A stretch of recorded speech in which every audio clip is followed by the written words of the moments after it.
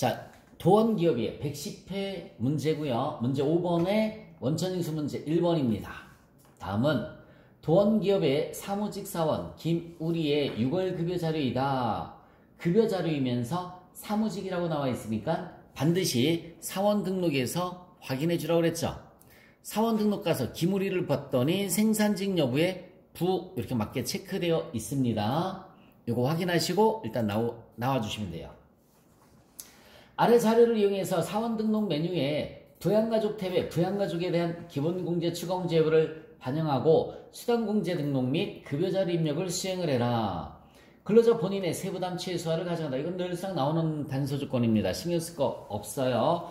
자, 일단 사원 등록 들어가서 다시 부양가족 명세 찍고 확인 한번 해볼까요? 자, 본인이 여잔지 남잔지를 먼저 확인해 줘야 되는데 남자죠. 남자니까 부녀자 신경 쓸 거 있어요? 없어요?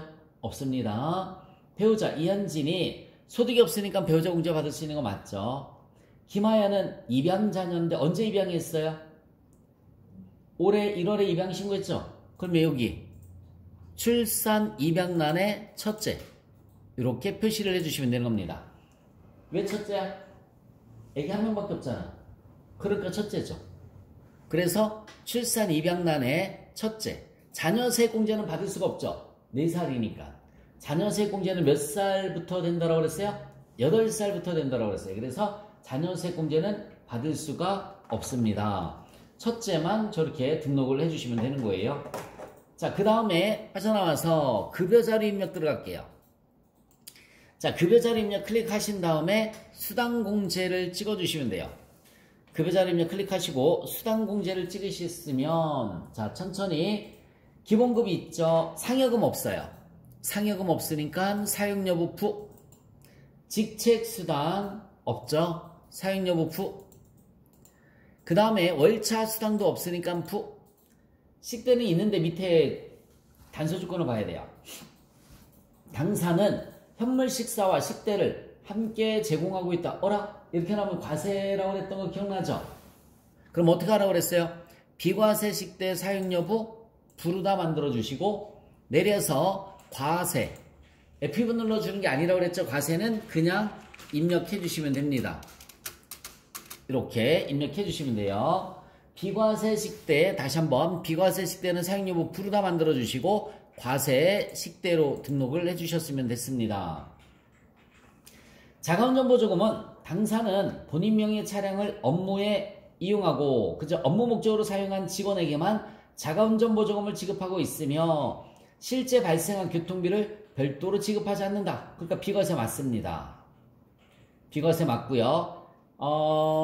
야간근로수당은 그냥 고치는 거 아니라고 그랬죠. 내비두시면 돼요. 야간근로수당은 그냥 내비두시면 알아서 과세 처리가 됩니다. 우리 사원 등록에서 정리를 해줬으니까 다시 한번 보여줄게요. 여기 야간근로수당은 비과세지만 고치는 거 아니라고 그랬어요. 그 이유는 사원 등록에서 기물이 생산직 여부 부 연장근로 비과세 부 이렇게 했기 때문에 사원 등록에서 했기 때문에 급여자료 입력에서는 굳이 이걸 고치실 필요가 없다는 얘기입니다.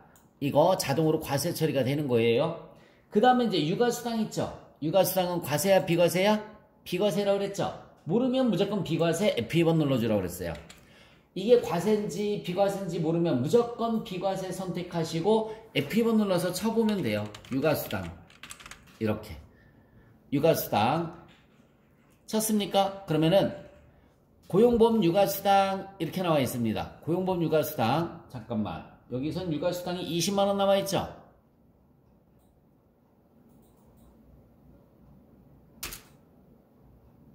네, 요거 선택해 주시면 되겠네요. 고용보험 육아수당 명칭이 조금 오래 들어와서 바뀐 것 같아요. 요거 육아수당 다시 정정해 드릴게요. F2번 눌러서 육아수당을 치면은 안 되고요. 육아수당을 치니까는 육아수당이 없어요. 여기에서 고용보험 육아 산전후 휴가급은 수당이 아니란 말이에요. 산전후에 이제 휴가급 그죠? 수당 받는 거지 이게 육아수당이 아니란 말이에요. 육아수당이 아니에요. 그래서 그래서 보육수당을 치니까 나와요. 그냥 보육수당을 쳤더니 월 20만원 한도가 나옵니다. 요거 선택해 주시면 돼요. 보육수당.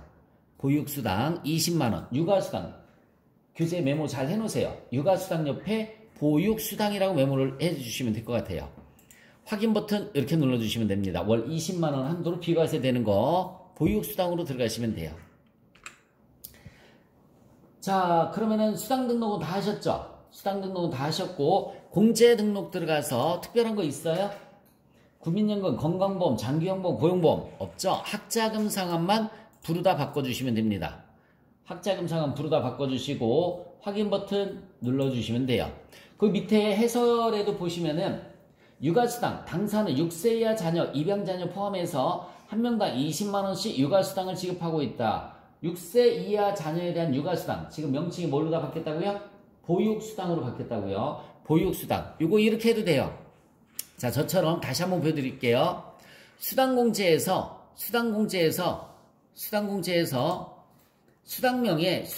그냥 직접 저처럼 육아수당 치시고 유형에서 F2번 눌러서 보육수당 이렇게 하셔도 됩니다.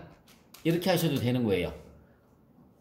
우리 교재처럼 교재에는 보육수당이라고 안 나오고 육아수당이라고 나와 있잖아요. 그죠? 육아수당이라고 나와 있으니까 F2번 누르지 말고 직접 육아수당 입력하시고 유형에서 F2번 눌러서 보육수당 이렇게 하셔도 돼요. 이렇게 하셔도 돼요. 한 번만 다시 수당명은 그대로 체크하고 똑같이 육아수당 하시고 그 옆에 그 옆에 유형이 있죠. 유형에서 F2번 보육수당 이렇게 하셔도 상관이 없습니다. 자, 확인 버튼 눌러주시고 몇 월급이죠? 6월급이에요. 귀속은 6월이고요. 지급은 7월 언제 했습니까? 10날. 요거 조심하시기 바랍니다. 귀속은 6월이고 지급은 7월 10날 했어요. 자, 입력 한번 해볼까요? 김우리 사원 기본급이 300만원. 그 다음에 자가운전 보조금이 얼마 있느냐? 20만원 있어요. 야간근로수당 얼마? 52만 7천원. 식대 20만원 있고요. 육아수당은 20만원입니다. 육아수당 20만원. 국민연금이 16만 6,500원. 건강보험이 13만 1,160원. 장기요양보험료 16,800원.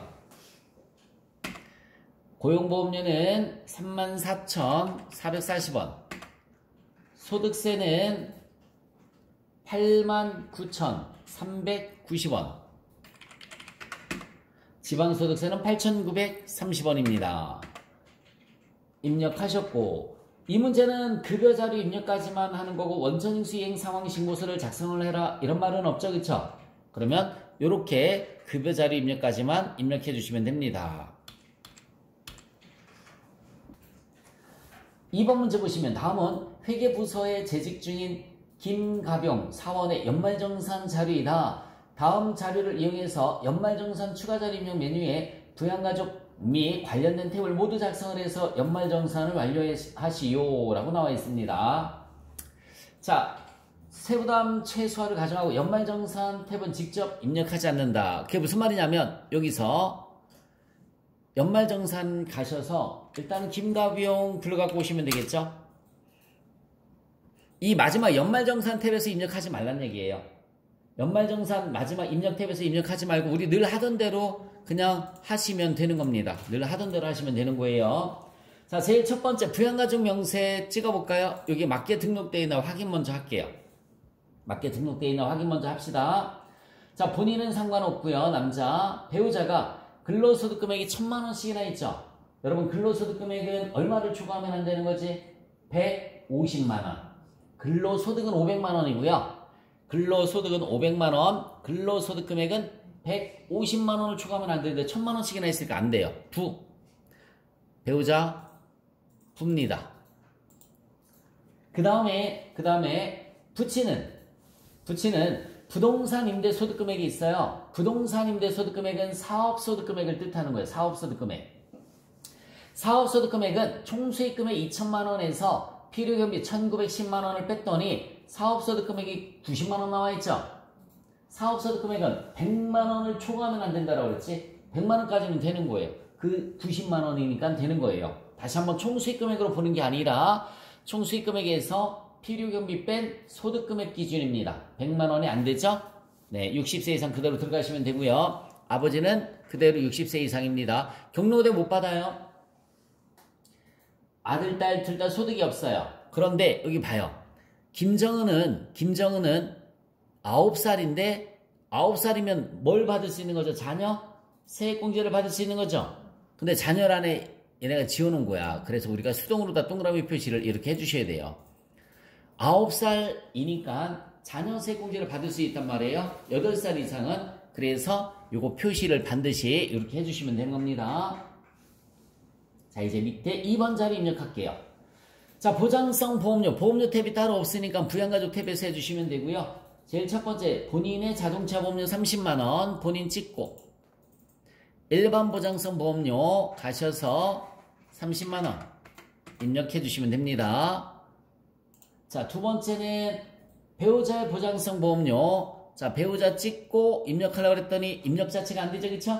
얘는 이렇게 편하다고요, 보험료는. 입력 자체가 안 돼요. X, 아버지 찍고 보장성 보험료 더블 클릭하시고, 여러분, 아버지 보험료는 생명보험료 15만원 나와 있는데 만기까지 납 200이 만기 환급금보다 큰 경우에 해당한다. 이게 보장성 보험료라는 얘기야.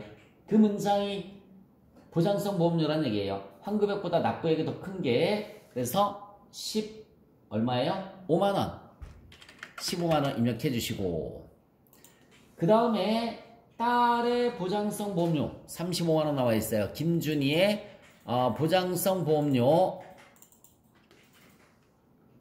35만원 입력했으면 됐습니다.